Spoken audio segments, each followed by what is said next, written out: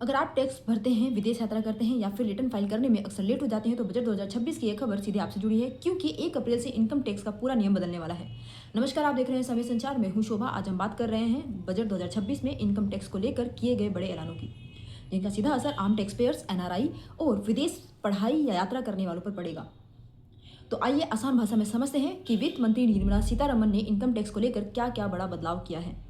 सबसे पहले सबसे अहम ऐलान की बात करते हैं, जिसमें वित्त मंत्री ने बजट में घोषणा की है कि नया इनकम टैक्स अधिनियम 1 अप्रैल 2026 से लागू हो जाएगा। इसके तहत इनकम टैक्स का नया फॉर्म भी आएगा, जिसे पहले से ज़्यादा आसान बनाया जाएगा।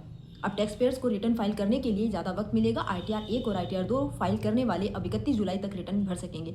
नॉन ऑडिट बिजनेस और ट्रस्ट 31 अगस्त तक रिटर्न दाखिल कर पाएंगे। इतना ही नहीं, रिवाइज रिटर्न दाखिल करने की आखिरी तारीख अब 31 दिसंबर से बढ़ाकर 31 मार्च कर दी गई है, वो भी मामूली फीस के साथ।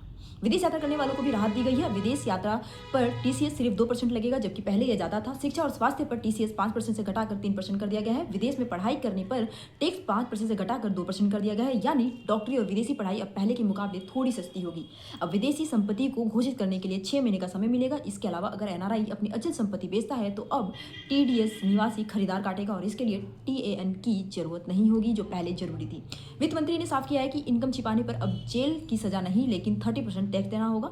सड़क दुर्घटना पीड़ितों के लिए भी एक अहम फैसला लिया गया है। अब मोटर दुर्घटना दावा न्यायाधिकरण द्वारा दिए गए मुआवजे को इनकम टैक्स से मुक्त किया जाएगा। तो कुल मिलाकर बजट 2026 में इनकम टैक्स को लेकर सरकार ने नियमों को आसान बनाने और टैक्स पेयर्स को राहत देने की कोशिश की है। अब देखना ये होगा कि ये बदलाव जमीन पर कितने असरदार साबित होते हैं। इन पूरे इनकम टैक्स बदलाव पर आपका क्या कहना है, कमेंट करके जरूर बताइए। मैं हूँ शोभा और आप देख रहे थे समय संचार। फिर मिलेंगे एक और अहम खबर के साथ।